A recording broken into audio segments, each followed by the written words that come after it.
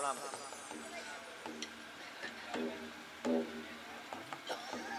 आरती दिखवा दो सबको।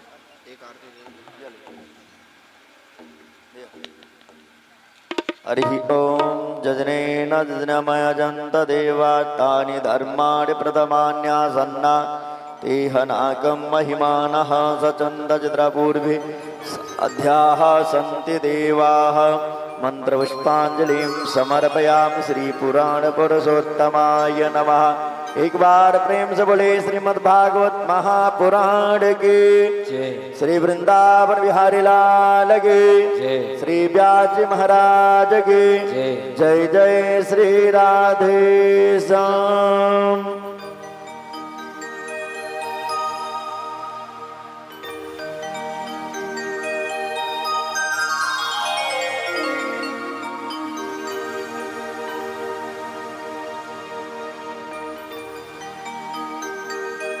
ग्राम सभा सीसो पंडित संतराम तिवारी जी के निज निवास पर श्रीमद् भागवत सप्ताह ज्ञान यज्ञ का आज प्रथम दिवस कथा प्रारंभ होने वाली है। उससे पहले मैं निवेदन करूंगा कुछ भक्तजनों को आकर के व्यास मंच पर महाराज जी से आशीर्वाद लें। श्री अनंत राम मिश्र जी, श्री अनंत राम मिश्र जी व्यास मंच पर आकर के महाराज जी से आशीर्वाद प्रदान प्राप्त करें। श्री भगवती प्रसाद मिश्र जी, श्री भगवती प्रसाद मिश्र जी आप व्यास मंच पे आवें और महाराज जी से आशीर्वाद लें। श्री स्वामी नाथ मिश्र जी, श्री स्वामीनाथ मिश्र जी आप मंच पर आकर के और महाराज जी से आशीर्वाद प्राप्त करें। श्री आलोक कुमार मिश्र जी, श्री आलोक कुमार मिश्र जी रिंकू जी आप आकर के महाराज जी से आशीर्वाद लें। श्री श्री राम तिवारी जी, श्री श्री राम तिवारी जी आकर के व्यास मंच पर महाराज जी से आशीर्वाद प्राप्त करें। लक्ष्मी प्रसाद तिवारी जी, लक्ष्मी प्रसाद तिवारी जी आप आए और मंच पर महाराज जी से आशीर्वाद प्राप्त करें। श्री जगदम्बा प्रसाद तिवारी जी, श्री जगदम्बा प्रसाद तिवारी जी आप आकर के महाराज जी से आशीर्वाद लें। और शिव कुमार तिवारी जी, शिव कुमार तिवारी जी आप भी आए मंच पर महाराज जी से आशीर्वाद प्राप्त करें। राम प्रसाद तिवारी जी, राम प्रसाद तिवारी जी तथा हनुमान प्रसाद तिवारी जी, हनुमान प्रसाद तिवारी जी आप भी आए और मंच पर महाराज जी से आशीर्वाद ग्रहण करें।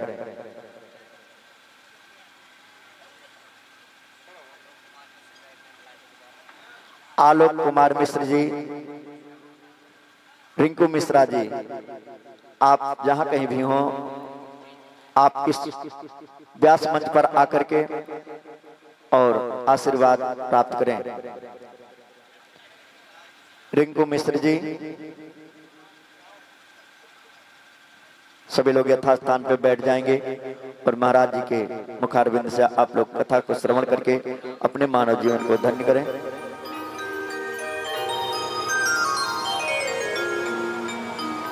राम उग्र बाबा जी, राम उग्र बाबा जी आप भी व्यास मंच पर आए आशीर्वाद लें महाराज जी से।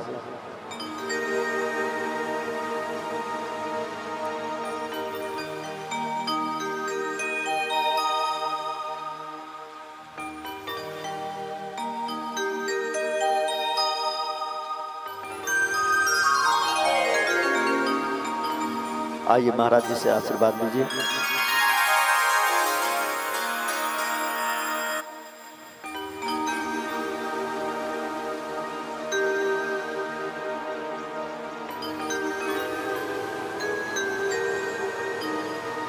सभी लोग अब यथास्थान पर बैठ जाएंगे और कथा को श्रवण करेंगे।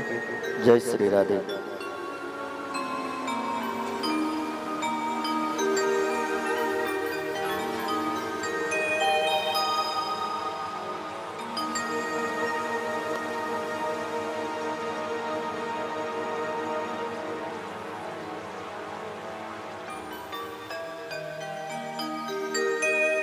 सभी लोग समस्त ग्रामवासी क्षेत्रवासी से पुनः एक बार निवेदन अवगत कराते हैं कि आपके ग्राम सभा शीशों में पंडित संतराम तिवारी जी के निजी निवास पे श्रीमद् भागवत सप्ताह ज्ञान यज्ञ का आयोजन किया गया, जिसका आज प्रथम दिवस। कुछ ही क्षणों में महाराज जी कथा श्रवण कराएंगे आप लोगों को।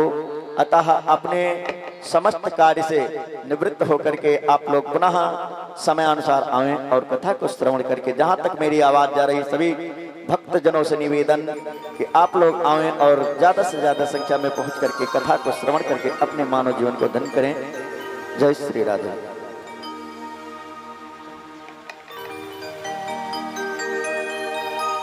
श्री राधे श्री राधे श्री राधे श्री राधे श्री राधे श्री राधे श्री राधे श्री राधे। हटाओ इसको। श्री राधे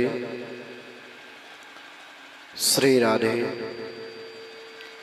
श्री राधे श्री राधे श्री राधे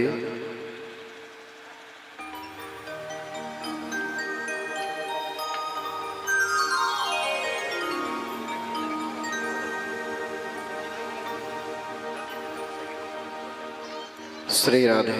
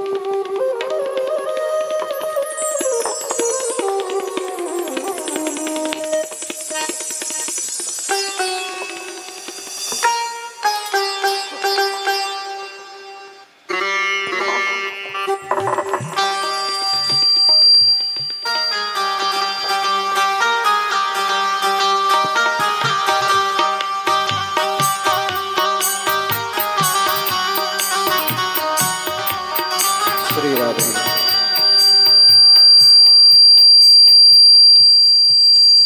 श्री राधे। हरि ओम।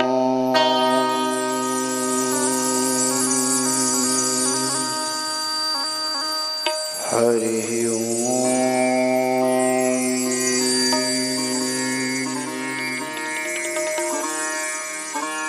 हरि ओम।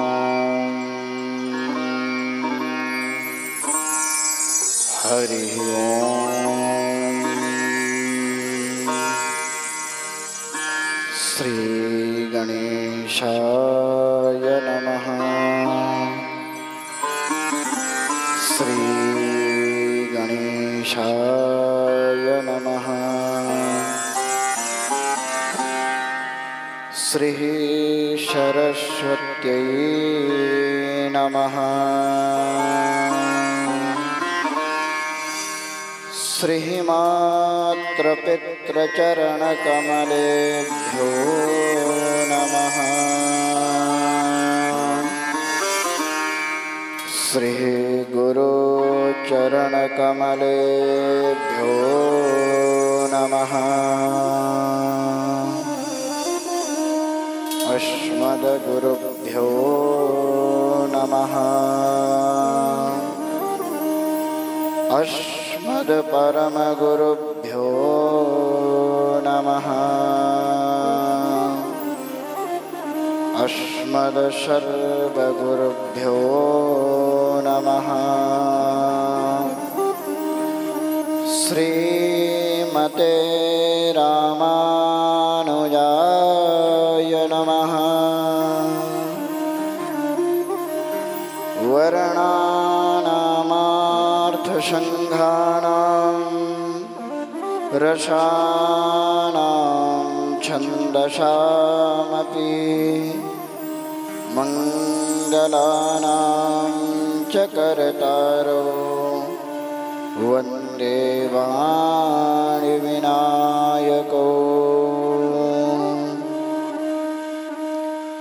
ध्येयं सदा परिभवग्नमभीष्टदोहं तीर्थास्पदं शिवविरञ्जनुतं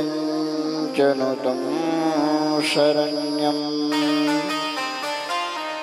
हृद्यार्तिहं प्रणतपालभवाब्धिपोतं वन्दे महापुरुषते चरणारविन्दम्।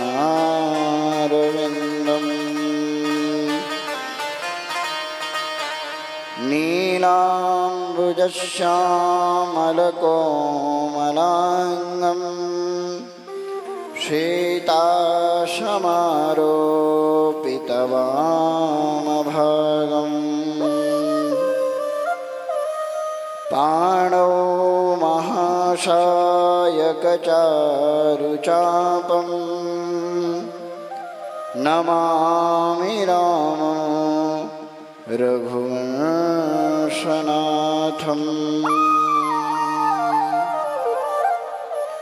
नारायणं नमस्कृत्यं नरं चैव नरोत्तमं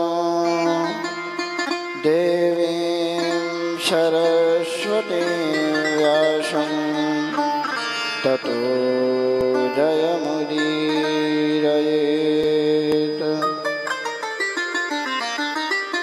मनोजवं मारुततुल्यवेगं जितेन्द्रियं बुद्धिमतां वरिष्ठं। वातात्मजं वानरयोथमुख्यं श्रीरामदूतं शरणं प्रपद्ये। श्रीरामदूतं शरणं प्रपद्ये। प्रेम स्वरूप भागवत भगवान की हो। श्री राधा माधव सरकार की हो। अनंत बलवंत संत श्री हनुमंत लाल जी महाराज की हो। श्री गुरुदेव भगवान की हो। अपने अपने माता पिता की हो। अपने अपने गुरुदेव भगवान की हो। इस शुभ स्थान की हो। जय जय श्री राधेश्याम। जय जय श्री राधेश्याम। जय जय श्री राधेश्याम। परम मंगलमय अकेले हेतु प्रत्यनेक समस्त स्वेतर एकदान समस्त वस्तु रक्षण ज्ञान आनंदमय नंदन नंदन ब्रजेंद्र नंदन यशोदानंदन गोपियों के प्राण प्यारे श्री कृष्ण चंद्र प्रभु की वांग्मयी प्रतिमूर्ति श्रीमद् भागवत ज्ञान यज्ञ सप्ताह में उपस्थित आप सभी भक्तजन को, माताओं को, आप सभी सम्मानित हमारे परिवार के ही आप परिवार, हम भगवान के हैं तो आप भी और हरिजन से हरिजन मिले। हरिजन जाति नहीं, हम हरि के हैं और आप भी हरि के हैं। तो आप सभी भक्तजनों को सिया राम मैं सब जग जानी, करहूं प्रणाम जोरी जुग पानी। आप सभी को सादर जय श्रीमन नारायण, जय श्री राम, जय श्री राधे। बोल सियावर रामचंद्र भगवान की जय हो।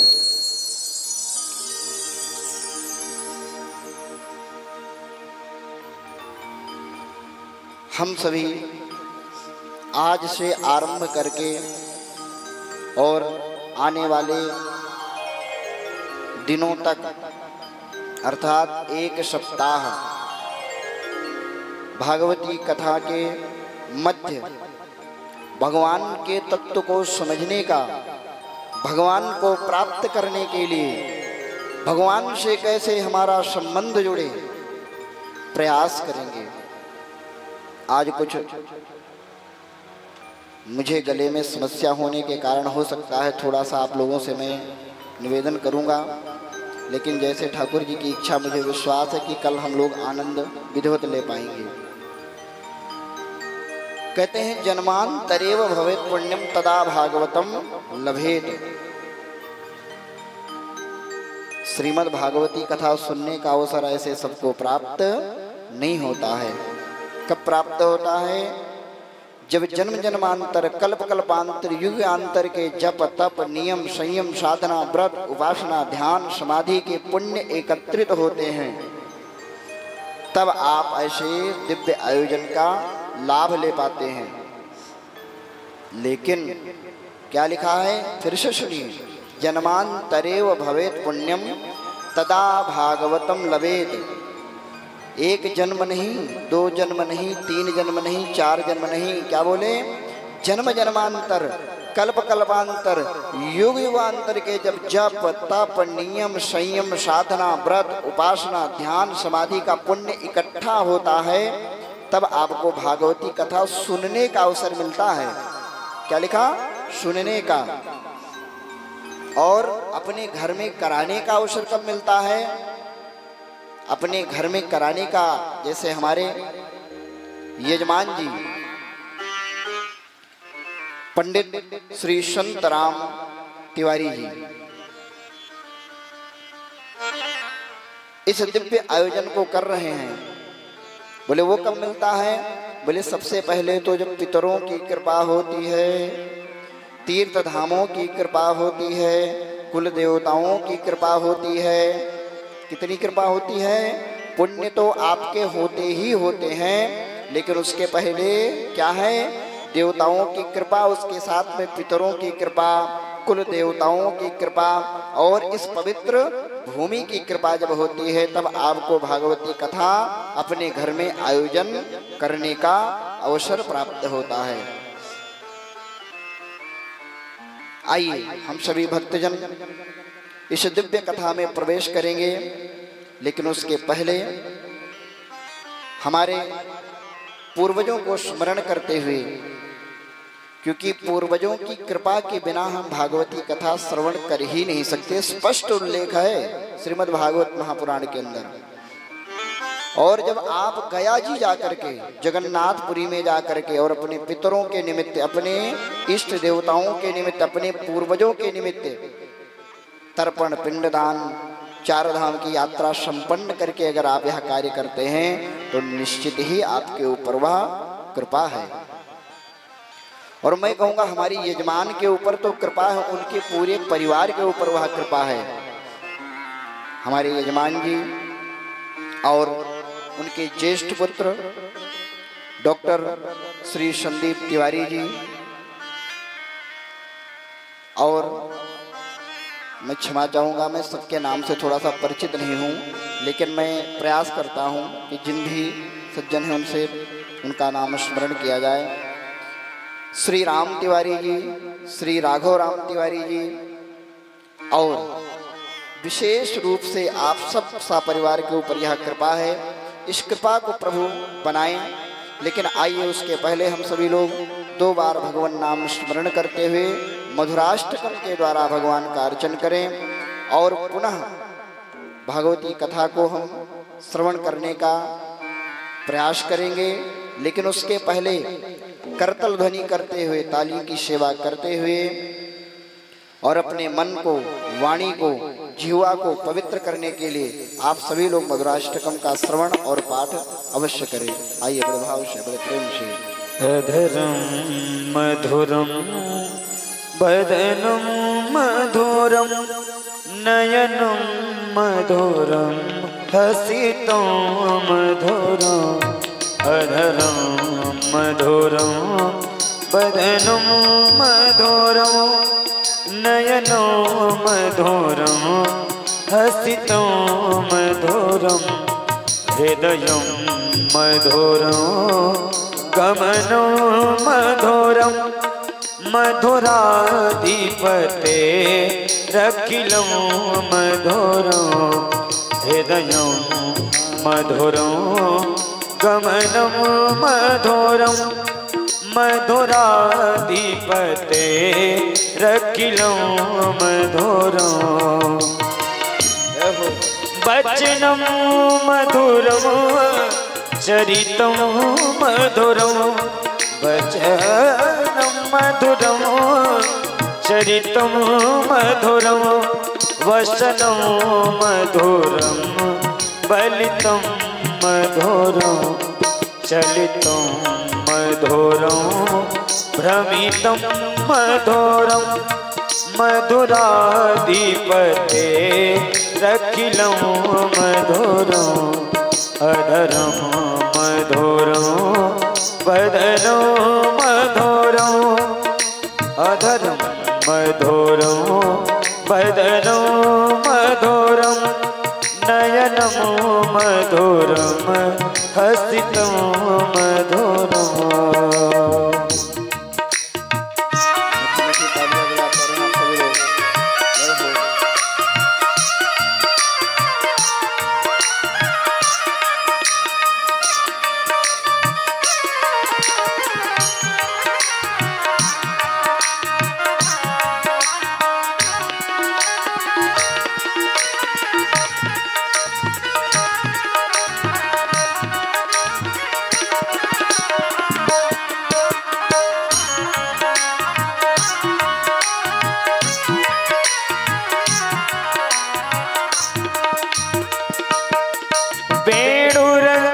मधुरो रेरुण मधुरा वारिण मधुरा पादो मधुरा।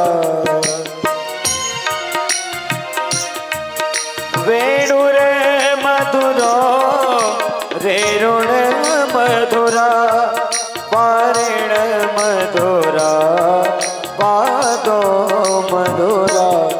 नृत्यं मधुरं संख्यं मधुरं मधुराधिपतेरखिलं मधुरं। नृत्यं मधुरं संख्यं मधुरं मधुराधिपतेरखिलं मधुरम्।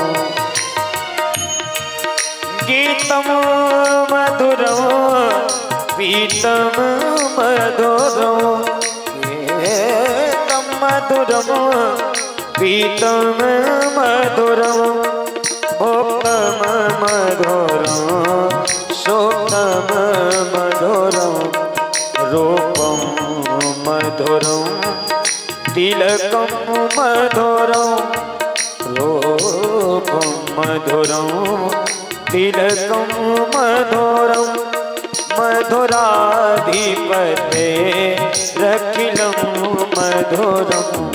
अधरं मधुरं बदनं मधुरं नयनं मधुरं हसितं मधुरम्।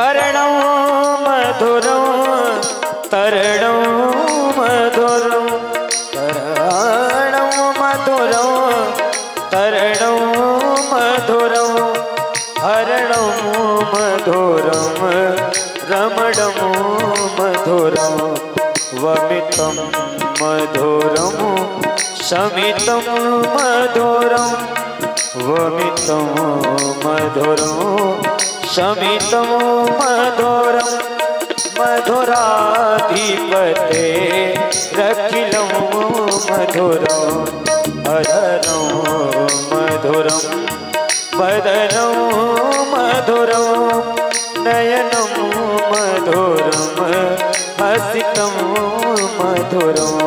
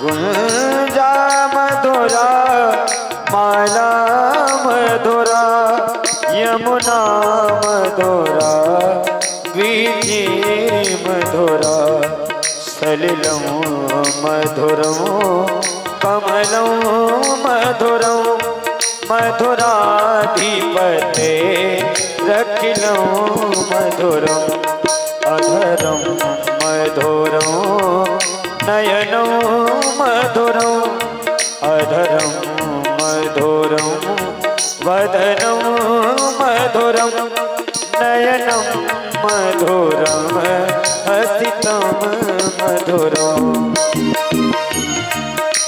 गोपी मधुरा गवो मधुरा गोपी मधुरा गवो मधुरा गोपी मधुरा लीला मधुरा ओ गोपी मधुरा लीला मधुरा योगम मधुरम मोक्तम मधुरम दृष्टम मधुरम शिष्टम मधुरम दृष्टं मधुरं शिष्टं मधुरं मधुराधिपते रखिलं मधुरं अधरं मधुरं वदनं मधुरं नयनं मधुरं हसितं मधुरम्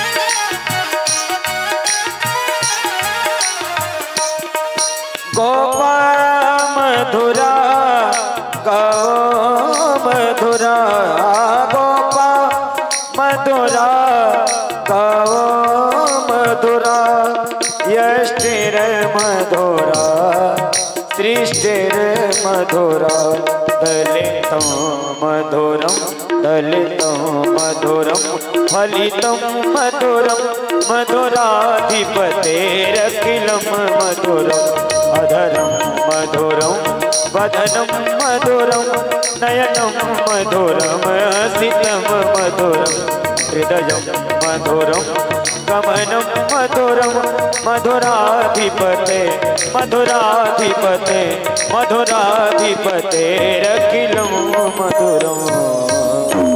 बोल बांके बिहारी लाल की जय हो। श्री राधा माधव सरकार की जय हो। जय जय श्री राधेश जय जय श्री राधेश जय जय श्री राधेश।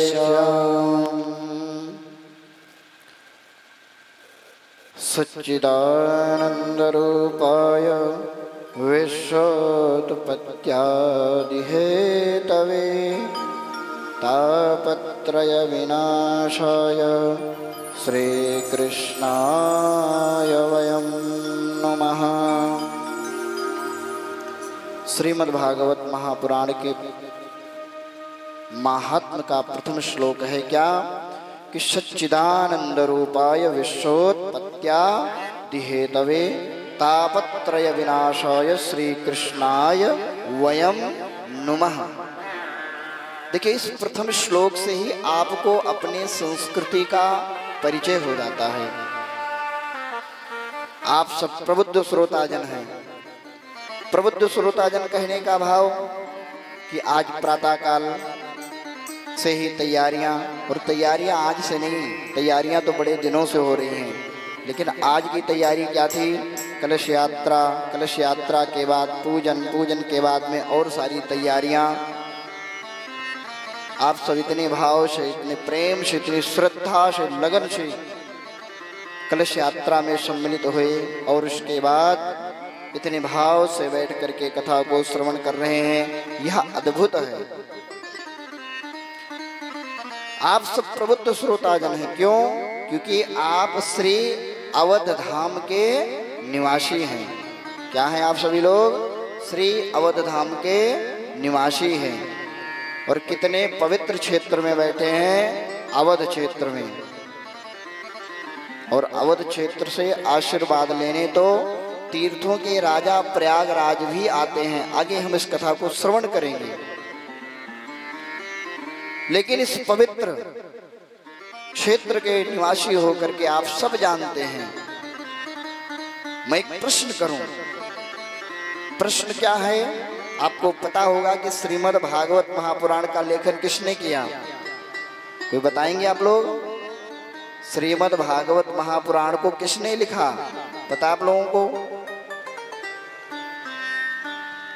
श्री कृष्ण द्वैपायन वेद व्यास जी महाराज ने। नाम क्या था उनका? नाम तो उनका केवल था श्री कृष्ण। क्या नाम था? श्री कृष्ण। लेकिन द्वीप में प्रकट हुए इसलिए क्या नाम हो गया? द्वैपायन। और वेदों का जो है क्या क्या व्यास समास आप लोग पढ़े होंगे। क्या क्या वेदों का विस्तार किया। व्यास शब्द का मतलब क्या हुआ कि छोटी सी बात का विस्तार करके आपको समझा दिया जाए, या बड़ी सी बात को छोटे में समझा दिया जाए।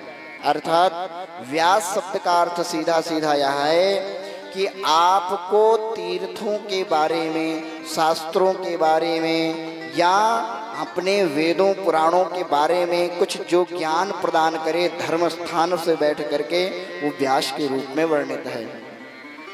देखो भाई, व्यास है क्या? पहले तो ये हम समझें।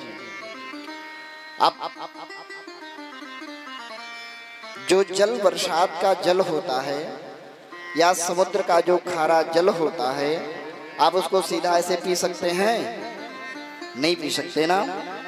या टंकी का जो आप लोग जल रखते हैं, कई जगह पानी की जो मात्रा है वो गड़बड़ होती है, तो क्या आप उसको सीधा पीते हैं? नहीं पीते। क्या करते हैं आप? आजकल आरओ लगाते हैं। क्या करते हैं आप? आरओ लगाते हैं ना। और आरओ में भी वह व्यवस्था हो गई है कि आपको पानी कितना मीठा चाहिए, कितना TDS चाहिए, वो सेट हो जाता है। पता आप लोगों को? तो क्या है, आप जैसे सीधे किसी नदी, सरोवर, समुद्र का जल नहीं पी सकते हैं, या पीते हैं तो आपको खारा लगता है या गंदा दूषित लगता है, लेकिन वही जल जब आरओ में फिल्टर में डाल करके और आप उसको पीते हैं तो आपको क्या लगता है? स्वाद लगता है और आप पीते हैं। ऐसे ही जो आपके वेद पुराण शास्त्र जो हमारे हैं वो क्या हैं? उन्होंने तो बातों को स्पष्ट लिखी है और गूढ़ रूप में केवल मात्र एक एक अक्षरों में लिख दिया है। अब वैसे तो हम समझने लगे, वैसे ही हम वेदों की बात को ग्रहण करने लगे तो हमारे तो बान में आएगा, अरे राम राम ऐसे कैसे हो सकता है। हाँ, कथाएं आप लोग सुनते हैं कि 10-10 हजार वर्ष तक बैठ करके हमारे ऋषियों ने तप किया। तो आपके मन में जिज्ञासा आती है कि हम 3 घंटा बैठते हैं तो पैर दर्द होने लगता है, तो वो 10-10 हजार वर्ष समाधि कैसे लगा के रखे? तो क्या है व्यास शब्द का मतलब? क्या हुआ? व्यास शब्द का मतलब यही है कि आपको शास्त्रों की बातों को सरल तरीके से जो समझा सके वही है व्यास। और श्रीमद् भागवत महापुराण की रचना किसने की? श्री कृष्ण द्वैपायन वेद व्यास जी महाराज ने। एक बार जोर से जयकारा लगाइए, श्री कृष्ण द्वैपायन वेद व्यास जी महाराज की जय हो। तो किसने लिखा श्रीमद् भागवत महापुराण? श्री वेद व्यास जी महाराज ने। यद्यपि चर्चा भी आप आपको सुनाएंगे कि उसमें श्री गणेश जी महाराज की उन्होंने सहायता ली, वह अलग का विषय है, हम उस पर आएंगे। लेकिन अभी हम आपको कुछ जो समझाना चाहते हैं वह सुनिए। तो वेद व्यास जी महाराज ने, श्री कृष्ण द्वैपायन वेद व्यास जी महाराज ने जब श्रीमद् भागवत महापुराण का लेखन किया तो उन्होंने क्या लिखा कि सच्चिदानंद रूपाय विश्वोत्पत्त्यादि हेतवे तापत्रय विनाशाय श्री कृष्णाय वयं नुमः। क्या लिखा? श्री कृष्णाय वयं नुमः। जबकि हम या कोई भी कभी कुछ लिखता है करता तो क्या करता है? हम लोग अपना नाम डालते हैं कि ये काम किसने किया? मैंने किया। ये काम किसने किया? मैंने किया। कहते कि नहीं कहते हम लोग? कोई घर बनाते हो, कोई मकान बनाते हो, दुकान बनाते हो तो क्या कहते हो? अरे मैंने बनाया, मैंने किया, मैंने किया।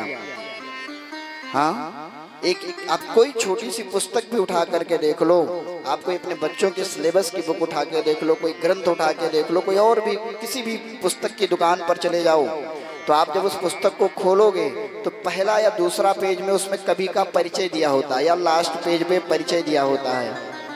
देखा आप लोगों ने कि नहीं देखा ऐसा? और उसमें क्या होता है? पूरा लेखक की जीवनी लिखी होती है। और उसने क्या लिखा? बाद में वो लोग कहते हैं कि इस किताब को किसने लिखा? तो वेद व्यास जी महाराज ने जब श्रीमद् भागवत महापुराण की रचना की तो उनको लिखना चाहिए था क्या कि श्री कृष्णाय अहम नुमः। लेकिन उन्होंने अहम नहीं लिखा, क्या लिखा? श्री कृष्णाय वयम नुमः। और अहम और वयम का क्या मतलब है? अहम मतलब मैं और वयम मतलब हम सभी। तो यही तो हमारा सनातन का भाव है कि हम क्या करते हैं? हम अपने लिए नहीं प्रार्थना करते, हम क्या कहते हैं कि सर्वे भवन्तु सुखिनः। हम ये नहीं कहते अहम भवन्तु सुखिनः, मैं सुखी हूँ, नहीं, सर्वे भवन्तु सुखिनः। हमारा सनातन क्या कहता है कि हम सब सुखी हों। तो श्री कृष्ण द्वैपायन वेद व्यास जी महाराज रचना करते हुए लिखते हैं कि मैं उस परमात्मा को प्रणाम करता हूँ जो सत्य चित्त और आनंद स्वरूप है। गोस्वामी बाबा भी तो लिखते हैं हाँ, जो आनंद सिंधु सुख राशि। तो अगर कोई आनंद का सिंधु है, कोई आनंद को देने वाला है, कोई परमानंद अगर किसी के पास है तो कौन है वो? श्री कृष्णाय वयम नुमः। भगवान श्री कृष्ण हैं, भगवान श्री राम है, अर्थात भगवान ही आनंद की राशि है और किसी के पास आनंद नहीं है। फिर कहते हैं कि ये श्रीमद् भागवत कथा का जो प्राकट्य हुआ, आरंभ हुआ, कहाँ पर हुआ, कैसे हुआ, और ये आज हम जो इस सुंदर अवसर को प्राप्त कर रहे हैं, ये सर्वप्रथम किसको यह अवसर प्राप्त हुआ? तो कहते हैं कि नैमिषेषु तमासीनम् अभिवाद्य महामतिं कथामृतरसास्वादः कुशलः शौनको ब्रवीत।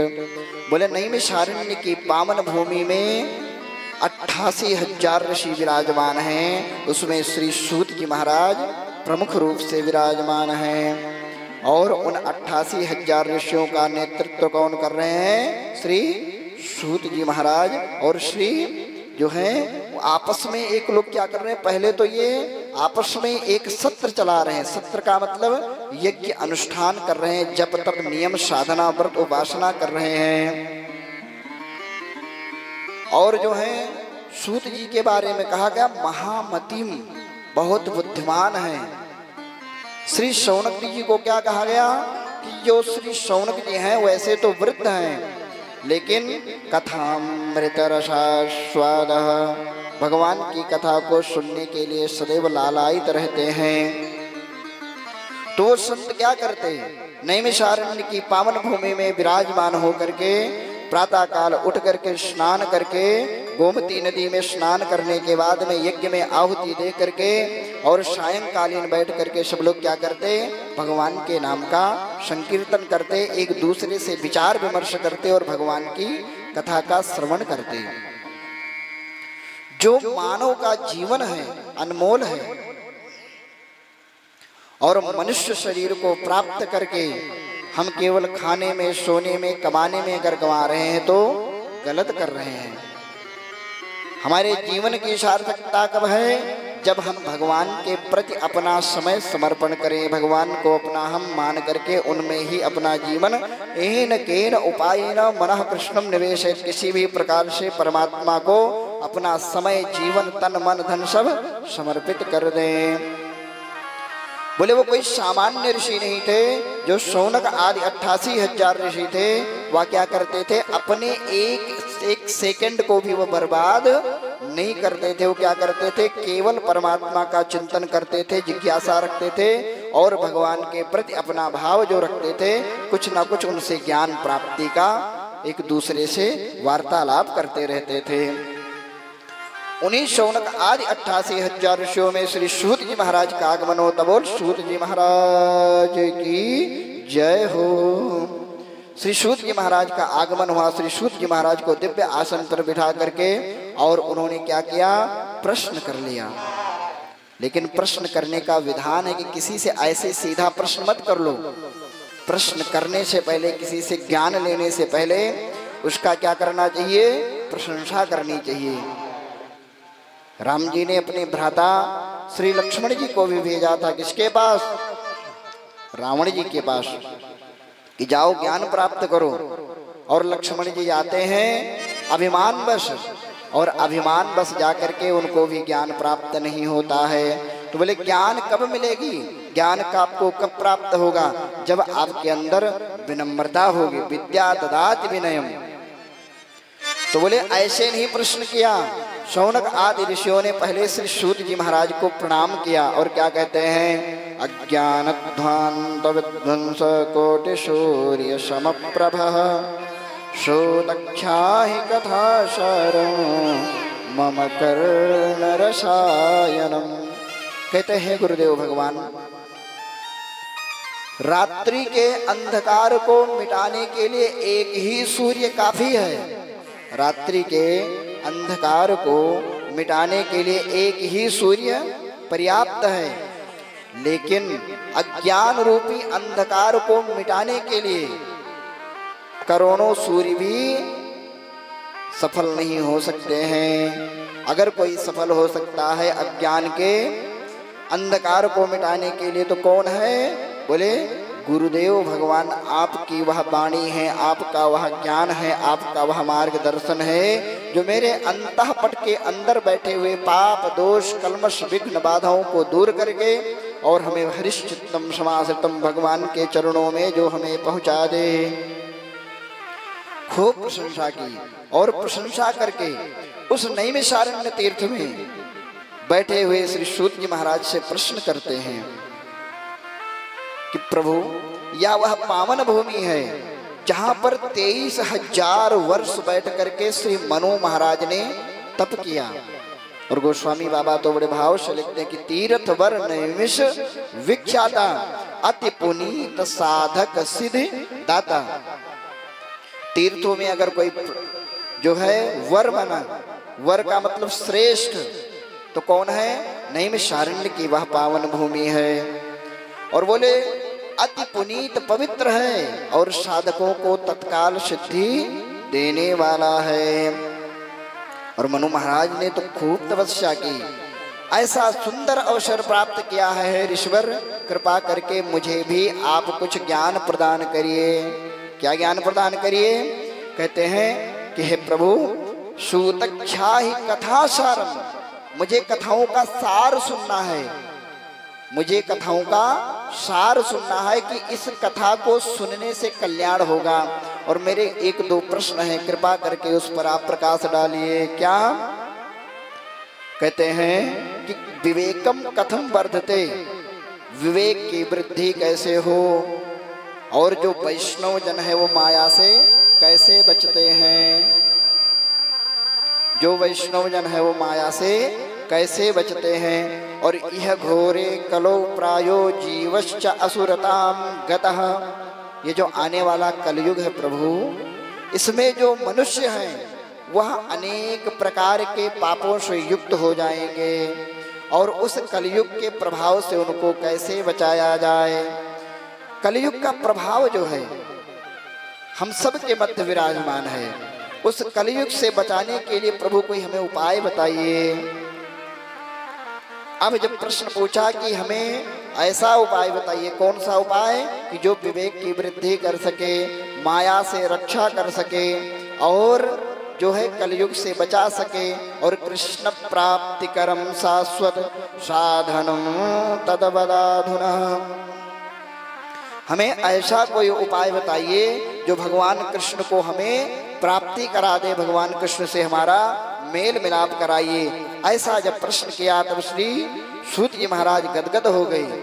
और सूत जी कहते हैं, वाह, आपने कितना अच्छा प्रश्न किया है। कहते हैं जो संत होते हैं ना, संत, आपने कहावत सुनी होगी क्या कि अन्न का एक कण और संत का एक क्षण, कभी आप व्यर्थ मत होने दिया करिए। आपको संत मिले तो नौकरी, मकान, दुकान, व्यापार के बारे में प्रश्न मत करिए, उनसे प्रश्न करिए कि मेरा कल्याण कैसे होगा।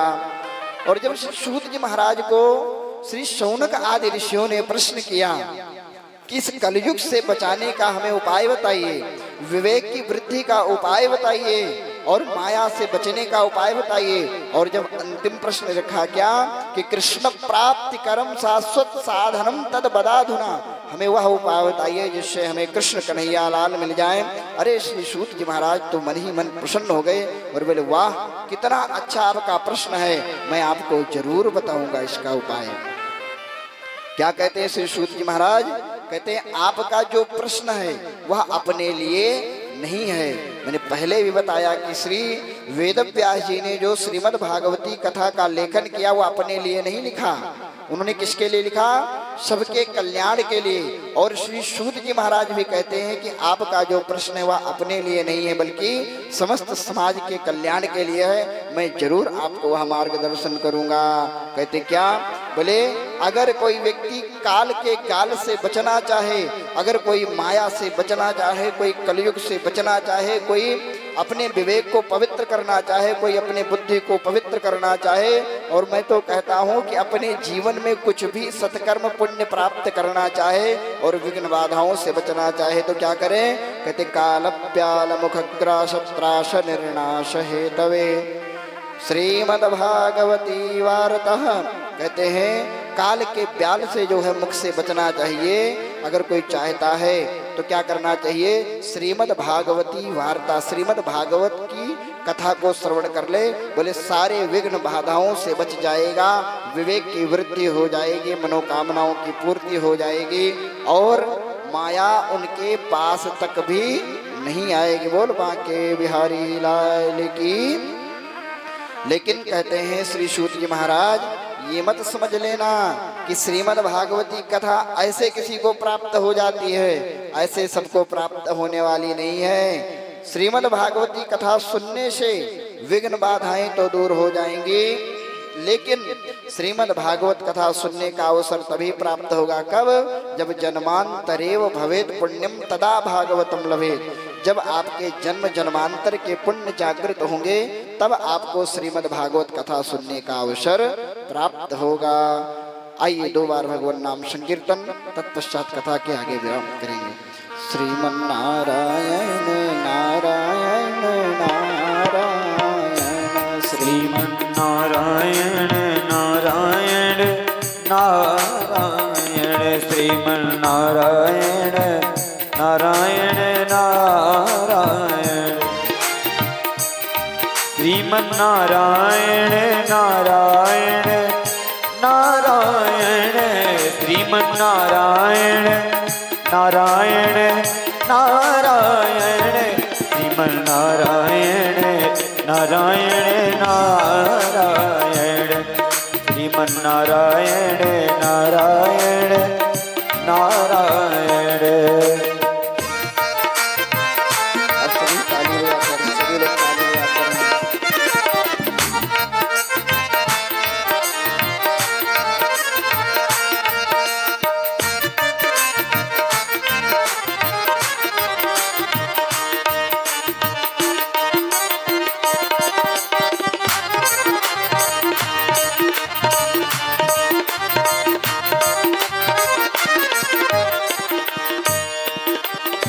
जो नारायण नाम लेते हैं, हो जो नारायण नाम लेते हैं, जो नारायण नाम लेते हैं, नाम लेते हैं, पाप होते सब तारायण, पाप होते सब तारायण, श्रीमन्नारायण नारायण नारायण, श्रीमन्नारायण नारायण नारायण, भजमन्नारायण नारायण नारायण, श्रीमन्नारायण नारायण नारायण। बोल श्री नारायण भगवान की जय हो। श्री सूत जी महाराज शौनक आदि ऋषियों को बताते हैं कि श्रीमद् भागवती वार्ता ही एक ऐसा है कि जो मनुष्यों के समस्त कल्मशों को दूर करने में सक्षम है।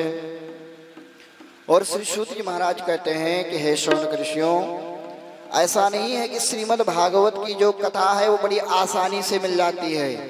श्रीमद् भागवत की कथा इतनी आसानी से नहीं सुनने को मिलती है। और ऐसा नहीं कि मनुष्यों को ही नहीं मिलती है। मैं आपको एक छोटा सा महात्म बताता हूँ। सुत जी कहते हैं कि परीक्षते कथा वक्तुम सभायाम संस्थिते सुखे। जब हमारे गुरुदेव श्री सुखदेव जी महाराज परीक्षित जी को कथा सुनाने लगे तब क्या हुआ? बोले सुधा कुंभम गृहीत्वैव देवास्तत्र समागमन। बोले सारे देवता सुधा अमृत का कलश लेकर के उस कथा के मध्य आ गए। अब बताइए, कथा हो रही है और कथा के मध्य कोई व्यक्ति यहाँ पर आकर के कलश में भर करके अमृत दे मुझे और कहे महाराज इस कथा को मुझे सुना दो, इन लोगों को अमृत पिला दो। ऐसा हमारे मध्य तो संभव नहीं है, लेकिन ऐसे ही हुआ। कब हुआ? श्री सुखदेव जी महाराज राजा परीक्षित को श्रीमद् भागवती कथा सुनाने के लिए बैठे ही थे। कथा आरंभ हुई ही थी कि सुधा कुंभम गृहीत्वैव देवास्तत्र समागमन। बोले कलश में, सोने के कलश में अमृत भर के देवता लोग आ गए।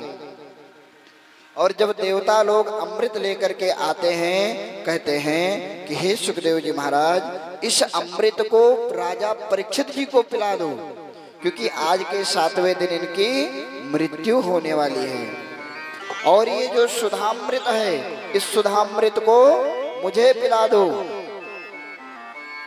धन्य है वह श्री सुखदेव जी महाराज, धन्य है वह विरक्त महात्मा। आजकल का कोई कथा वक्ता होता तो क्या कहता है, यजमान जी आपको अगली डेट थी, अगली डेट में मिलना, हमें तो अमृत मिल गया, अब क्या करना है। लेकिन धन्य है श्री सुखदेव जी महाराज, क्या कहते हैं, एवं विनमय जाता। मूर्ख देवताओं, क्या कहते हैं, रे मूर्ख देवताओं, तुम इस कथा का विनिमय करने आए हो, खरीदने आए हो। अभक्तास्ताश्चर्याय न ददौष कथामृतम, बोले तुम अभक्त हो और अभक्तों को मैं श्रीमद् भागवती कथा नहीं सुनाता, तुम तत्काल यहाँ से भग जाओ। ऐसा कहते हुए श्री सुखदेव जी महाराज इंद्र आदि देवताओं को वहां से भगा दिया और राजा परीक्षित जी को पूरी कथा सुनाई और उनका कल्याण हुआ। आगे हम इस कथा को श्रवण करेंगे। अब क्या हुआ, देवताओं को डांट दिया गया, देवताओं को भगा दिया गया। देवता उस सोने के कलश में अमृत लेकर के घूम रहे हैं। अब एक दूसरे का मुख देखते हैं। इंद्र वरुण कुबेर आदि देवता आपस में विचार कर रहे हैं कि जिस अमृत के लिए हमने समुद्र मंथन किया, जिस अमृत के लिए हम देवताओं में राक्षसों में इतनी लड़ाई हुई, जिस अमृत के लिए राहु का तो भाग हो गया, भगवान को विश्व मोहिनी का रूप धारण करने पड़ा, और उस अमृत को श्री सुखदेव जी महाराज ने दुत्कार दिया। ये क्या माया है, इसका उत्तर कौन देगा। आपस में विचार करते हुए और सारे देवता कहाँ पहुंच गए, ब्रह्मा जी के पास ब्रह्मलोक में पहुंच गए। और ब्रह्मा जी ने देखा, बोले रे देवताओं, ये तुम सोने का कलश और उस कलश में अमृत लेके घूम रहे हो, जैसे लग रहा कोई आप छोटा सा प्रसाद, कोई छोटी सी वस्तु लेके घूम रहे हो। आपको पता है, ब्रह्मा जी उन देवताओं को डांटने लगे, समझाने लगे कि आप इस अमृत की महिमा को नहीं समझते हो। इस अमृत के लिए तो भगवान को माया का रूप धारण करके, कच्छप का रूप धारण करके, मंदराचल पर्वत को धारण करके, और देवता तुम और तुम्हारे जो भाई हैं असुरों ने मिल करके कितना परिश्रम किया, तब इस अमृत को प्राप्त किए हो आप लोग, और इस अमृत को लेकर के आप ऐसे वैसे भटक रहे हो। ब्रह्मा जी बोले जा रहे हैं, सारे देवता हाथ जोड़ करके खड़े हुए हैं। और जब ब्रह्मा जी बोल के चुप हुए तो सारे देवता कहे, बोले बोल लिया बाबा, बोले हाँ। बोले आप इस अमृत की महिमा बखान करते हुए थक नहीं रहे हो। और उधर श्री सुखदेव जी महाराज ने इस अमृत को भी दुत्कार के भगा दिया है। बोले क्यों, बोले मैंने सुना, हम देवताओं ने सुना कि श्री सुखदेव जी महाराज राजा परीक्षित को कथामृत पिला रहे हैं, तो मैं सुधामृत लेकर के गया था और कहा कि आप इस सुधामृत को राजा परीक्षित को पिला दो, और राजा परीक्षित को जो सुधामृत पिला रहे, कथामृत पिला रहे, वो हमें पिला दो। और श्री सुखदेव जी महाराज ने इस अमृत को भी और लेकर के हमको भगा दिया। ब्रह्मा जी ने सोचा, अरे सुखदेव जी ने अगर ऐसा किया है तो इसके पीछे कोई कारण है। बोले देवताओं ऐसा करते हैं, कथा के लिए हम 7 दिन विश्राम करते हैं। क्या करते हैं, 7 दिन हम प्रतीक्षा करते हैं। 7 दिन हम प्रतीक्षा करके ये देखेंगे कि जो राजा परीक्षित जी कथा को सुन रहे हैं, इस कथा को सुनने के बाद में उनका क्या बना और क्या हुआ। बोले जब राजा परीक्षित को 7वें दिन की कथा जब पूर्ण होती है और जब उनको क्या करते हैं, बोले मोक्ष पद का प्राप्ति हो जाती है, ब्रह्मा जी का दिमाग घूमता, रे ऐसे कैसे हो सकता है। उन्होंने एक तुरंत सत्य की तुला को मंगाया और उस तुला के एक पलड़े पर श्रीमद् भागवत महापुराण को विराजमान किया और दूसरे पलड़े पर जितने जप तप नियम संयम साधना व्रत उपासना ग्रंथ शांत समाधि का पुण्य था वह रखा। लेकिन अपने वजनता, अपने महिमा, अपने गुण के कारण जो भागवत जी का पलड़ा था वह नीचे रह गया और सारे जो अन्य साधन थे वो टंगे रह गए। तभी से ब्रह्मा जी ने उस पर मोहर लगा दिया और क्या कहा कि मैं निरे भगवद रूपम शास्त्रम भागवतम कलो। बोले ब्रह्मा जी कहते हैं, मैं प्रमाणित करता हूँ कि अन्य जितने भी साधन हैं, अन्य जितने भी धर्म के कार्य हैं, उनमें सबसे श्रेष्ठ अगर कोई है तो क्या है, भागवती कथा है। ऐसे दिव्य भागवत कथा का आयोजन आप सबके मध्य और आप सब श्रवण कर रहे हैं, परम लाभशाली परम भाग्यशाली हैं। प्रेम से बोलो भागवत भगवान की जय। बोले इस कथा को सबसे पहले किसने सुना? इस कथा को सबसे पहले किसने सुना? तो बोले इस कथा को तो वैसे ब्रह्मा जी के द्वारा सनत कुमारों को और सनत कुमारों के द्वारा नारद जी को इस परंपरा से चलती आई, लेकिन इस कथा का सचमुच विचार जो है प्रचार कब हुआ? बोले एक बार की बात है। एकदा ही तो विशालायाम चत्वार ऋषयो मनाः शतशृंगार्थं समायातं ददृशुस्तत्र नारदः। बोले एक बार की बात है, सनत सनंदन सनातन और सनत कुमार ये चार भाई हैं, ब्रह्मा जी के मानस पुत्र हैं। क्या नाम है? सनत सनंदन सनातन और सनत कुमार। जो ये चार भाई हैं, ये चारों भैया बद्री विशाल में भ्रमण कर रहे थे। और उस बद्री विशाल में भ्रमण करते हुए क्या हुआ? बोले नारद जी से इनकी आपस में भेंट हो जाती है, एक दूसरे को प्रणाम करते हैं। और जब नारद जी को प्रणाम करते हैं तब नारद जी से प्रश्न पूछते हैं। सनत कुमार क्या कहते हैं कि कथम ब्रह्मणदेन मुखः कुतश्चिंतातुरो भवान। हे नारद जी, आप बड़े चिंतित दिख रहे हैं, क्यों चिंतित हैं? अच्छा, नारद जी का नाम आप लोगों ने सुना है कि नहीं सुना है? किस किस ने नारद जी का नाम सुना? जरा बताना हाथ उठा के। सबने सुना है, लेकिन कैसे सुना है? नारद जी का नाम कैसे सुना है? नारद जी का नाम आपने सुना होगा कि लड़ाई बड़े कराते हैं। हाँ, यही सुना ना? आप सबके मुस्कान बता रही है। एक दूसरे की चुगली करते हैं, उसको भी आप लोग क्या कह देते हो? नारद जी कह देते हो। हाँ, देखो यही तो हमारे सनातन धर्म का अपमान हम स्वयं करते हैं। करते कि नहीं करते हैं? हमारे परम विरक्त ज्ञानी ध्यानी और जो देवता स्वरूप ब्रह्मा जी के मानस पुत्र नारद जी को हम लोग क्या कहते हैं? लड़ाई कराने वाले की तुलना करवा देते हैं। जबकि नारद जी के नाम का शुद्ध अर्थ क्या है? बोले नारम ज्ञानम ददाति इति नारदः। जो नर को ज्ञान दे करके सही मार्ग पर चला दे उसका नाम है नारद। या एक बात में समझ लो, जिसकी कभी कोई बात रद्द ना हो उसका नाम है नारद। लेकिन नारद जी लड़ाई नहीं कराते, नारद जी तो मानव को क्या करते हैं? सन्मार्ग पर चलाते हैं। अब नारद जी का जब भेंट हुआ सनत कुमारों से, नारद जी से सनत कुमारों ने प्रश्न किया कि कथम ब्रह्मणदेन मुखः कुतश्चिंतातुरो भवान और तुरते गम्यते कुत्र कुतश्चा आगमनम तवा। आप कहाँ जा रहे हो, कहाँ से आए हो, और आपका चेहरा जो है मुख मलिन कैसे है? तब नारद जी कहते हैं कि अयम तो पृथ्वी यात्वा ज्ञात्वा सर्वोत्तमामति पुष्करम चा प्रयागम चा काशी गोदावरी तथा। मैं तो पृथ्वी का भ्रमण करते करते करते पुष्कर प्रयाग काशी गोदावरी हरि क्षेत्र कुरुक्षेत्रम श्रीरंगम सेतुबंधनम, मैं काशी गया, पुष्कर गया, प्रयाग गया, हरिद्वार गया, कुरुक्षेत्र गया, श्रीरंगम गया, सेतुबंध रामेश्वरम गया, लेकिन मुझे कहीं भी शांति नहीं दिखी। और बोले प्रभु वहीं नहीं, मैं तो गृहस्थियों के यहाँ गया, मैं वानप्रस्थियों के यहाँ गया, मैं सन्यासियों के यहाँ गया, लेकिन मुझे कहीं भी शांति नहीं दिखी। सब लोग क्या करते हैं? बोले अति उग्र भूरि करवाणो नास्तिका रौरवाजना। केवल अपना पेट भरने के लिए एक दूसरे को मार रहे हैं, काट रहे हैं, एक दूसरे को मूर्ख बना रहे हैं और एक दूसरे का धन हरण कर रहे हैं। बोले प्रभु यह भी चलता है। बोले कन्या विक्रयणो लोभा दंपति नाम च कल्मषम। बोले कन्या का विवाह नहीं हो रहा है, कन्या खरीदी जा रही है और बेची जा रही है। बोले पति पत्नी में प्रेम नहीं है, और भाई भाई में प्रेम नहीं है, पिता पुत्र में प्रेम नहीं है। प्रभु इन सबको मैंने देख करके मेरा मन बड़ा दुखी हुआ है। और बोले मैं इन सबको भी देख करके मैं भ्रमण करता रहा, लेकिन जब मैं वृंदावन पहुंचा तो मेरा वृंदावन में तो मेरे साथ अद्भुत घटना हो गई।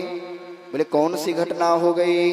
बोले वृंदावन में मैं जा रहा था, वृंदावन की गलियों में मैं भ्रमण कर रहा था और मैंने देखा कि कुछ औरतें वहां पर बैठी हुई हैं, कुछ औरतों का समूह बैठा हुआ है और उन औरतों के मध्य एक औरत दो बूढ़े पुरुषों को अपने जंघों पे लिटा करके और रो रही है। मैंने सोचा शायद किसी का प्राण निकल गया होगा। मैं वहां से राम राम श्रीमन नारायण करते हुए जा रहा था, तब तक उस औरत ने मुझे पीछे से आवाज लगाई कि भो साधु क्षणम तिष्ठ मत चिंताम विनाशया।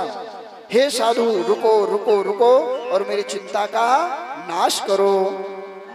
और जब मैं उस औरत के पास वापस आकर के पूछता हूँ कि आप कौन हैं, आपका क्या परिचय है, तब वह औरत कहती है कि अहम भक्ति ख्यातम इमौ में तनयो सुतो, मैं भक्ति हूँ और ये मेरे दोनों पुत्र हैं। तो मेरा दिमाग घूम गया। क्यों?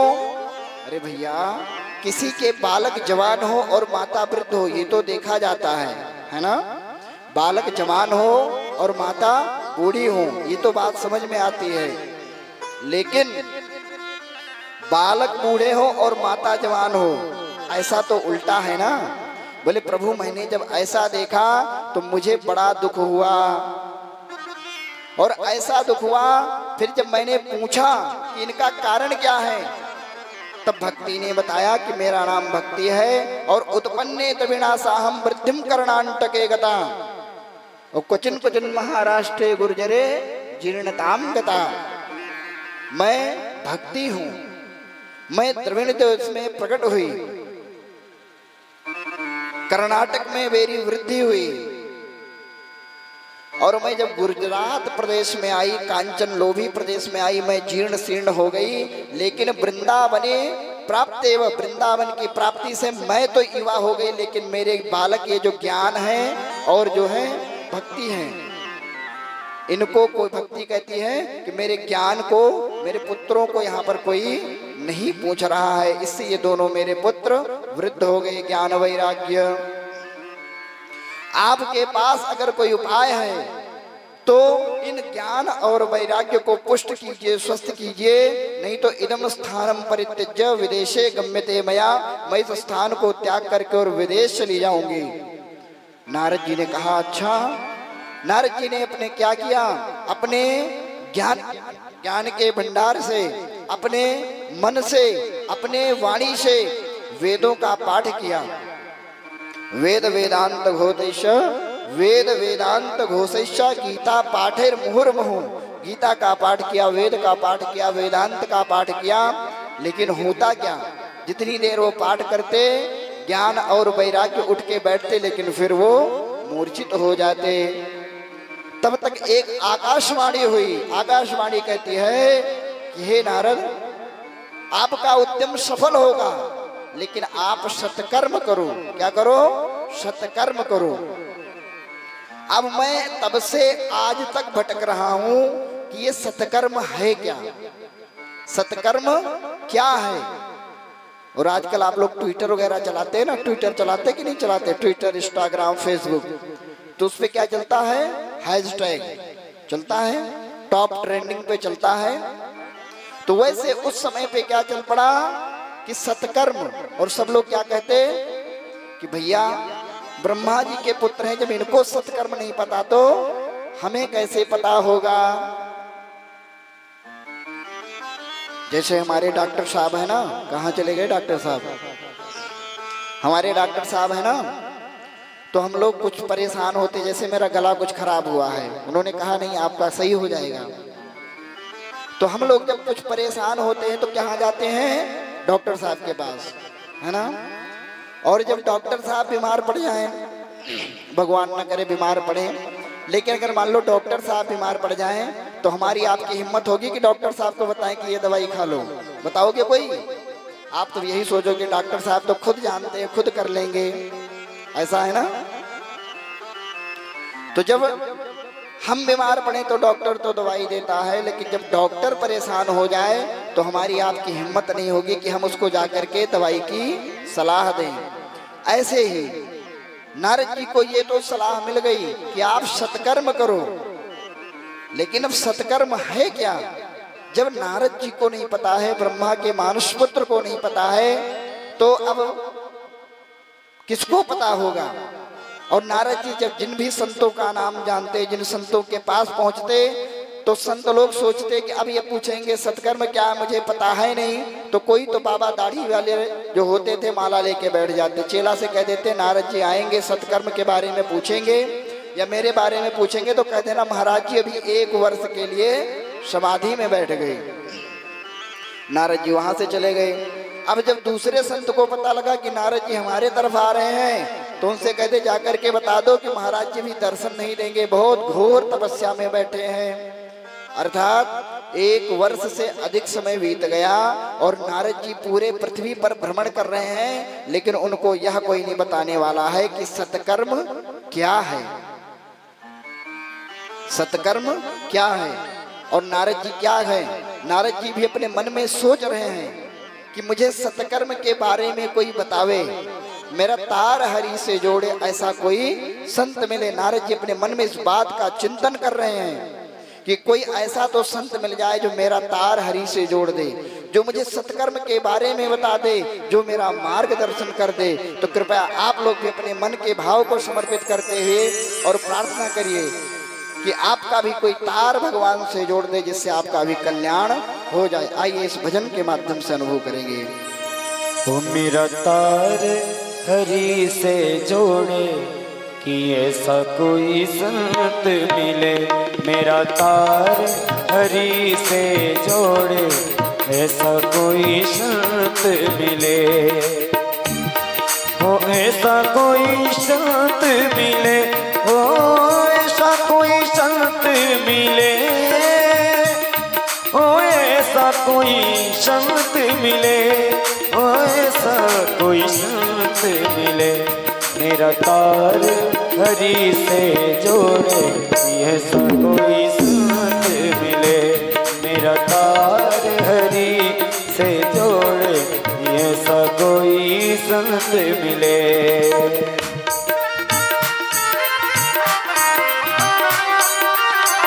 मधुर तालियां आप लोग बजाते रहिए।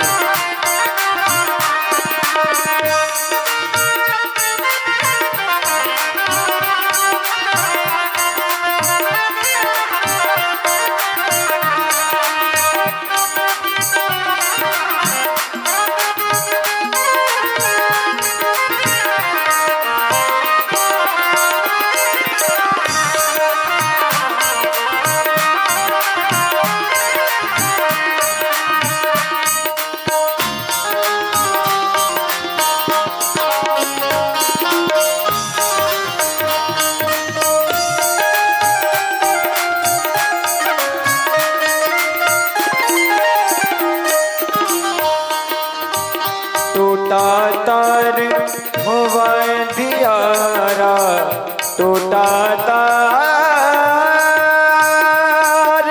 हुआ दियारा, टूटा तार हुआ अंधियारा, हरि दिखे ना हर के द्वारा, और मेरा बिछड़ा मीत मिला दे ऐसा कोई संत मिले, मेरा तार हरि से जोड़े ऐसा कोई संत मिले।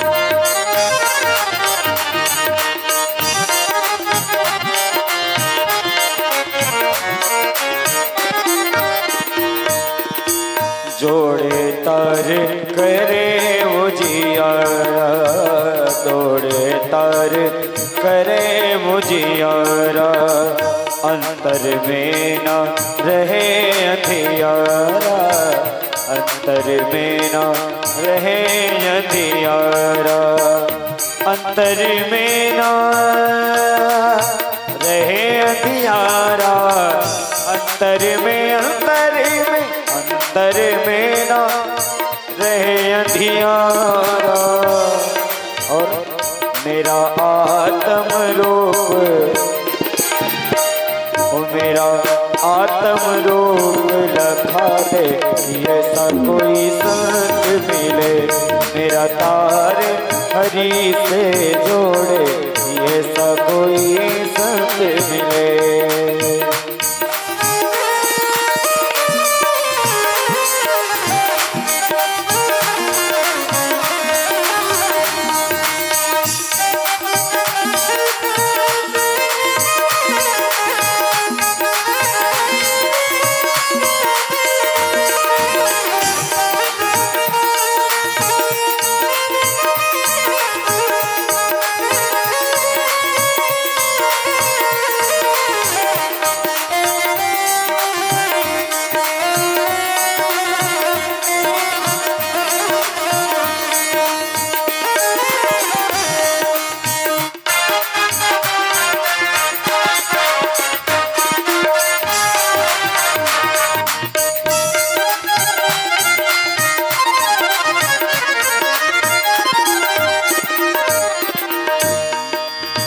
जब मैं अटकूं, जब मैं भटकूं, जब मैं अटकूं, जब मैं भटकूं, हरि के मिलन को जब मैं तड़पूं, हरि के मिलन को जब मैं तड़पूं, और मेरी बाह पकड़ के मिला दे, मेरी बाह पकड़ के मिला दे, ऐसा कोई संत मिले। हो मेरा तार हरि से जोड़े, ऐसा कोई संत मिले।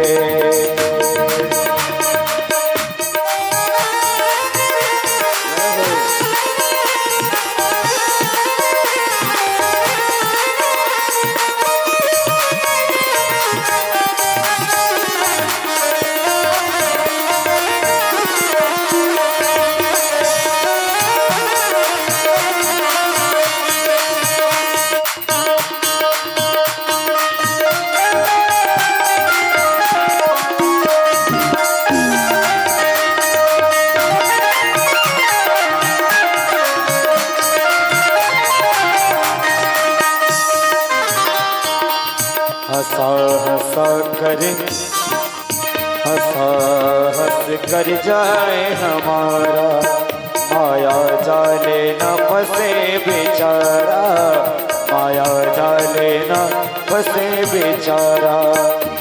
मेरे हंस को, ओ मेरे हंस को, मेरे हंस को,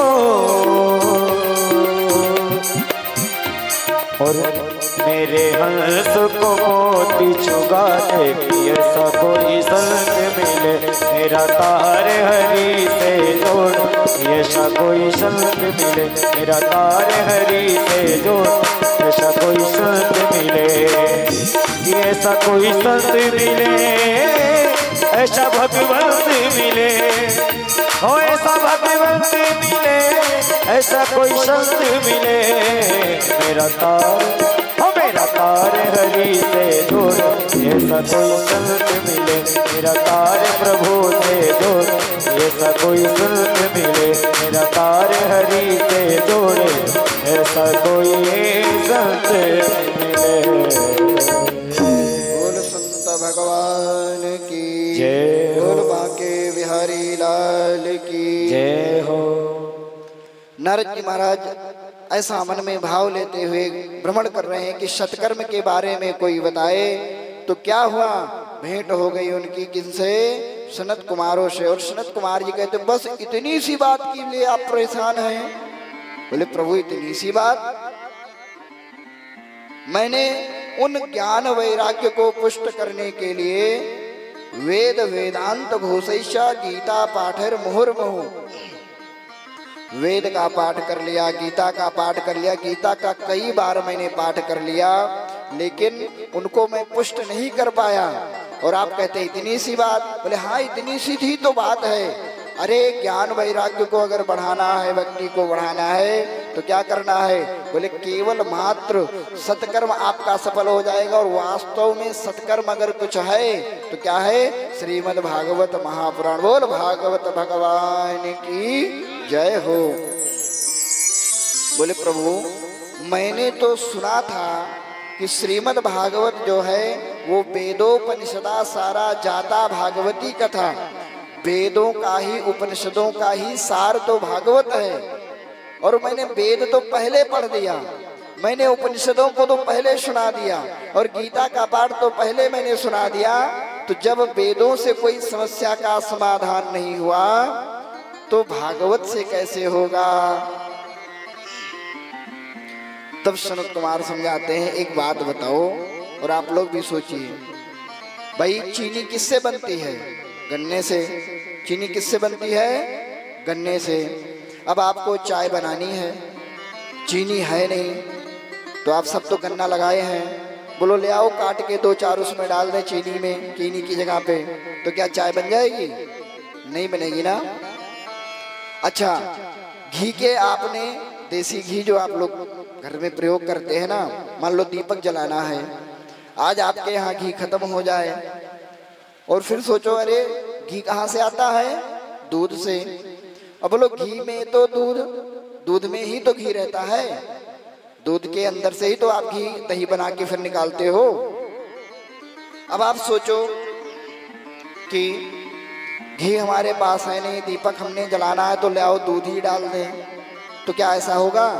ऐसा नहीं हो सकता है। तो ऐसे सनत कुमार समझाते हैं कि श्रीमद् भागवती वार्ता जो है, भगवान की जो कथा वास्तव में सत्कर्म है। आपने वेदों का, वेदांतों का, उपनिषदों का पाठ किया होगा, लेकिन आपने अगर वास्तव में ज्ञान वैराग्य और भक्ति का कल्याण चाहते हैं तो क्या करना है?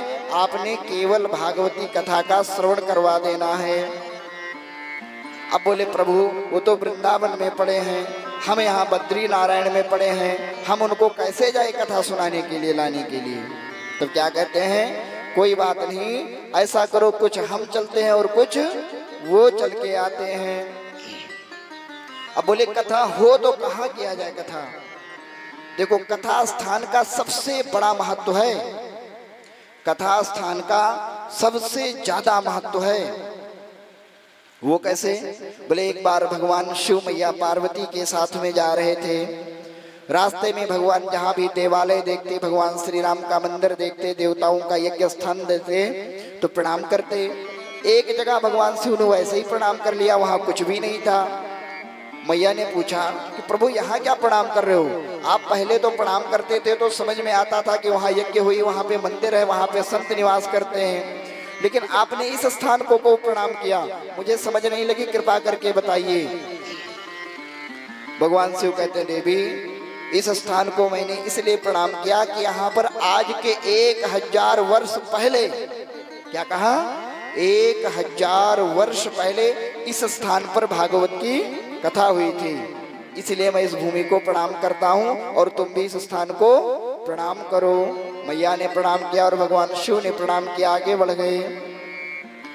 थोड़ी दूर जाते हैं, भगवान शिव ने फिर उस भूमि को प्रणाम किया दूसरी जगह पर।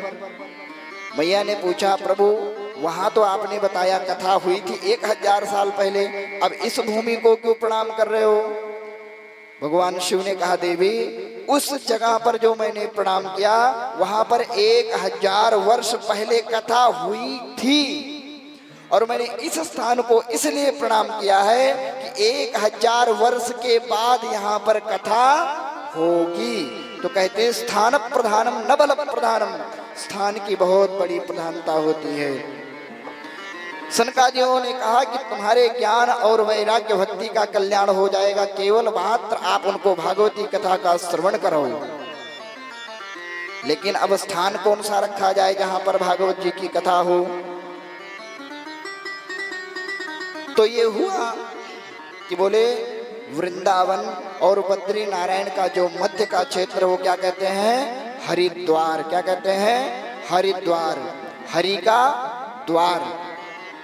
अब देखो आज जैसे हम विधर्मियों से लड़ते हैं, आप अगर अपने सनातन इतिहास को उठा के देखेंगे तो वैष्णव और शैव में भी बड़ी मतभिन्नता थी। वैष्णव मतलब जो रामकृष्ण आदि को मानने वाले हैं, रामानुजी रामानंदी आदि हैं। और शैव जो कर्म कांड के उपासक हैं, शैव संप्रदाय को मानने वाले हैं, देवी उपासक आदि हैं। उनमें कुछ मतों का भिन्नता थी। आप इतिहास को अगर पढ़ेंगे, इतिहास का मतलब अपने धर्म ग्रंथों के इतिहास को, तो आपका इसका ज्ञान होगा। अब हुआ, वेद व्यास जी ने सोचा कि अगर हम हरिद्वार को हर द्वार लिखते हैं तो शिव जी वाले, शिव जी को हर कहा जाता है और भगवान विष्णु को हरि कहा जाता है। तो अगर हर लिख देंगे तो क्या होगा, शिव जी वाले भक्त प्रसन्न तो हो जाएंगे, लेकिन हरि वाले नाराज हो जाएंगे। और बोले अगर हरि लिख देंगे तो हरि भगवान विष्णु वाले प्रसन्न हो जाएंगे, शिव जी वाले नाराज हो जाएंगे। उन्होंने कहा हर और हरि को खत्म कर दो। क्या करो, बोले ये शब्द लिखो ही मत। क्या लिखो, बोले गंगा द्वार समीपेतु तटम आनंददायकम। बोले गंगा द्वार लिख दिया। अब बोलो, बोले गंगा जी किसी के चरण से निकल रही है तो गंगा जी किसी के सर से निकल रही हैं। तो चाहे शैव मत का अनुयायी हो, चाहे वैष्णव मत का अनुयायी होगा, वह गंगा का तो भक्त होगा। तुरंत गंगा के पावन तट पर, आनंद नामक तट पर, और भागवती कथा का जो है आयोजन किया गया। और जब सब देवताओं को, ऋषियों को पता लगा कि यहाँ पर नारद जी महाराज के अगुवाई में और सनंदन सनातन सनत कुमार को कथा वक्ता बना करके कथा कराई जा रही है, वो भी किसके लिए, बोले ज्ञान और वैराग्य के वृद्धि के लिए, भक्ति के वृद्धि के लिए। अब क्या हुआ, बोले भृगु वशिष्ठ चौनश्च गौतमा देवा तिथिर में पिप्पलादेव। बोले भृगु जी, वशिष्ठ जी, चौवन जी, जो चौवन ऋषि जी जो है, पिप्पलाद आदि ऋषि जो है, ये सब क्या कर रहे हैं, लोगों को पकड़ पकड़ करके लेके आ रहे हैं कि भैया चलो तुम कथा सुनो। आप सोचो, वो ऋषि हैं और लोगों को क्यों लेके आ रहे हैं। तो आप एक बात समझो, आप में से कोई LIC का एजेंट या बीमा का एजेंट तो नहीं बैठा है, कोई तो नहीं है। अच्छा, कोई LIC का एजेंट, कोई बीमा कंपनी का एजेंट आपके पास में आता तो क्या कहता, भैया कि मेरे से बीमा करा लो, ये लाभ मिलेगा, ये लाभ मिलेगा, ऐसा मिलेगा, वैसा मिलेगा, बताता कि नहीं बताता है। लेकिन वो एजेंट ये नहीं बताता कि तुम बीमा कराओगे तो मेरा भी इसमें भला हो जाएगा। समझ गए आप बात। तो ऐसे ही भृगु जी, वशिष्ठ जी, चवन जी, गौतम जी, मेधातिथि जी, ये सब जितने ऋषि हैं, कोई सामान्य ऋषि नहीं, भगवान से इनका साक्षात्कार है। लेकिन यहाँ भी लोगों को पकड़ पकड़ करके लेके आ रहे हैं और कह रहे हैं बैठो बैठो बैठो, यहाँ पर कथा सुनो।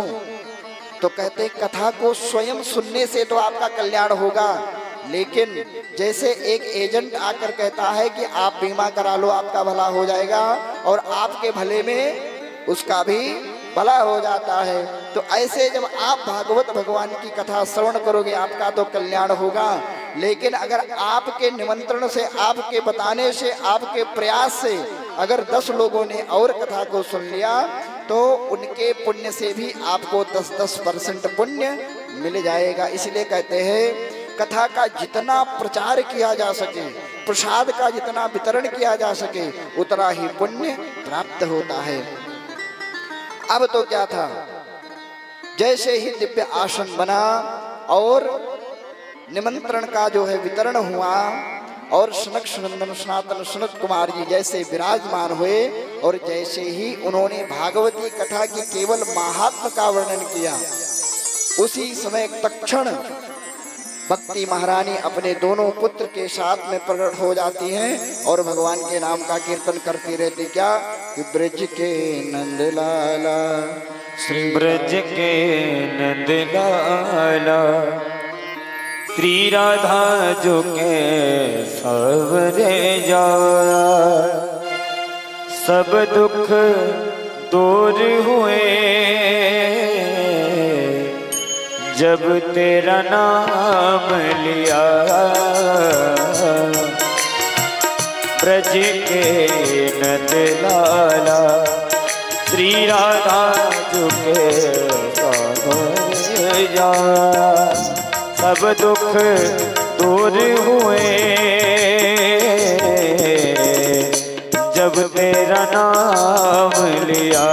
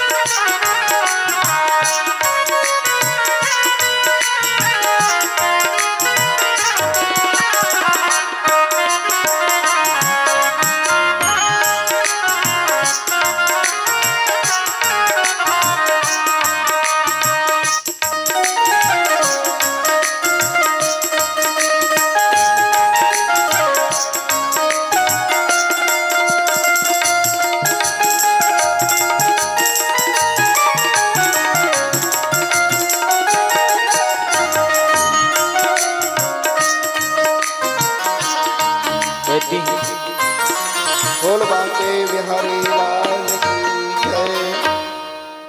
भक्ति महारानी के प्राकट्य के साथ में समस्त देवताओं के अंदर, समस्त ऋषियों के आनंद के अंदर अत्यंत अपार हर्ष की प्राकट्य हो जाता है। सब प्रसन्न हो जाते हैं। और भक्ति महारानी ने भगवान नारद जी का गुणगान करते हुए कि जयति जगति माया यस्य काया अधवस्ते, श्रवण जो है जयति जयति माया को विनाश करने वाले, अनेक प्रकार से नारद जी की स्तुति करती हैं। कहती है आपके ही मार्गदर्शन से ध्रुव प्रहलाद का कल्याण हो गया और आपने ही मेरे दोनों बालकों का कल्याण कर दिया। धन्य है आप, धन्य है। ऐसा कहते हुए और भक्ति महारानी जो है नृत्य करने लगती हैं और सभी भक्तजनों में, वहां पर उपस्थित संतों में अपार हर्ष का उल्लास हो जाता है। इसी के साथ में समस्त ऋषियों ने, समस्त देवताओं ने श्रीमद् भागवत शास्त्र के महिमा का वखान किया है। आज यहीं पर श्रीमद् भागवती कथा का यह विश्राम करेंगे। समय और कुछ स्वास्थ्य अनुकूल ना होने की वजह से आइए एक भजन के माध्यम से भगवान का स्मरण करते हुए और आरती के तत्पश्चात प्रसाद का वितरण, और कल सायं 5 बजे ठीक कथा का आरंभ होगा। आप सभी भक्तजन अपने समय से प्रस्थान करेंगे। यजमान जी को बुलाइए और एक भजन के माध्यम से भगवान का स्मरण करते हुए और आरती के तत्पश्चात प्रसाद। श्री राधे।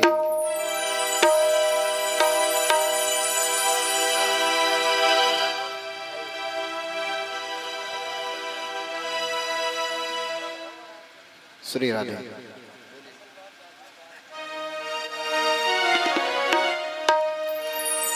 तेरे रंग में रंगा हर जमाना मिले,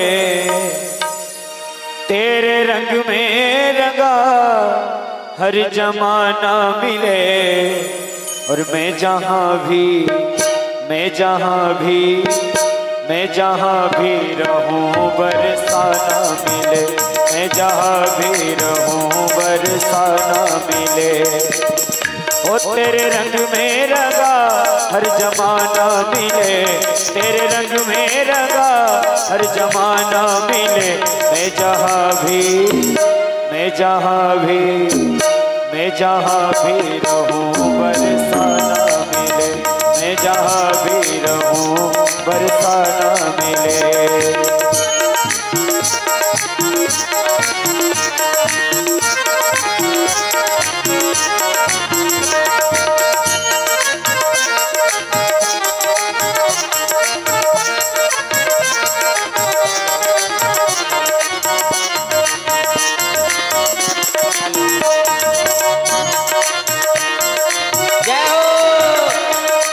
कहते हैं सारे जग में तेरा ही तो एक नूर है, सारे जग में तेरा ही तो एक नूर है।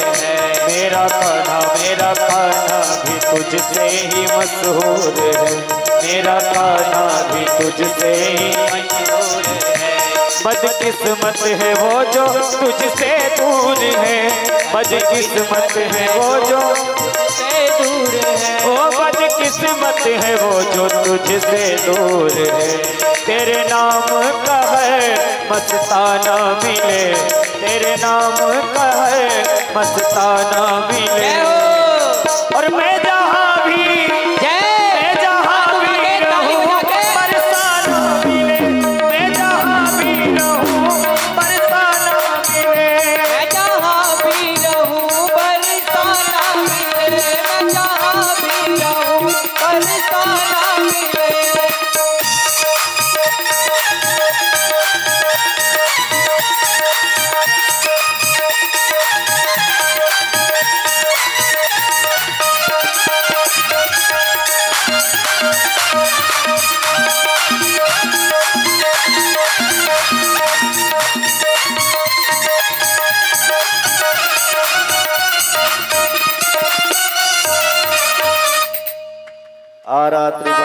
गुम रजः पितृप्राय धाम दिवः सदा गुंस बृहति वितिष्ठस आत्रेकं वर्तते तमः। श्री भागवत भगवान की है आरती, पापियों को पाप से है तारती। श्री भागवत भगवान की है आरती, पापियों को पाप से है तारती।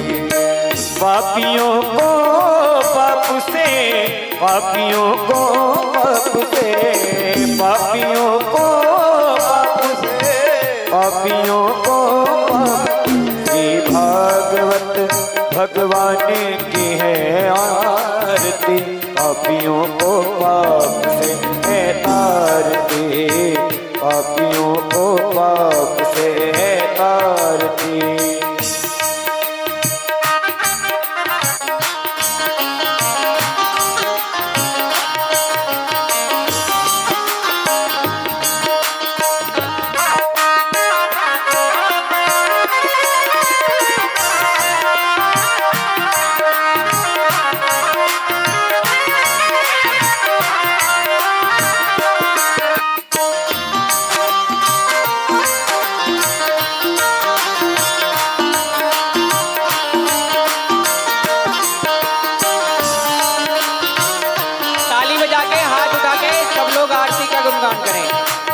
अमर ग्रंथ ये मुक्ति पंथ ये पंचम वेद निराला, नव ज्योति जगाने वाला। ये अमर ग्रंथ ये मुक्ति पंथ ये पंचम वेद निराला, हरि मुक्ति दिलाने वाला। हरि नाम यही हरि धाम यही, हरि नाम यही हरि धाम यही, जग के मंगल की आरती, पापियों को पाप से है तारती। श्री भागवत भगवान की है आरती, पापियों को पाप से है तारती।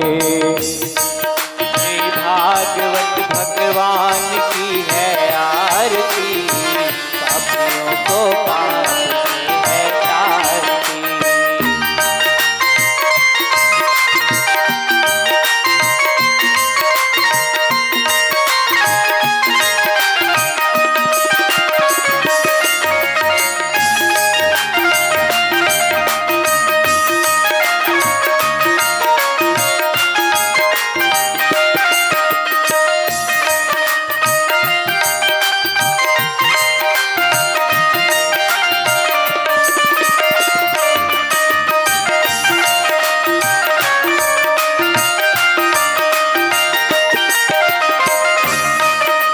शांति गीत पावन पुनीत, पापों को मिटाने वाला, हरि दर्श कराने वाला। ये शांति गीत पावन पुनीत, पापों को मिटाने वाला, हरि दर्श कराने वाला। ये सुख करनी ये दुख हरनी, ये सुख करनी ये दुख हरनी, श्री मधुसूदन की आरती, पापियों को आरती। श्री भागवत भगवान की है आरती, पापियों को पाप से है तारती। भागवत भगवान की है आरती, पापियों को पाप से है तारती। भागवत भगवान की है आरती, पापियों को पाप से है तारती।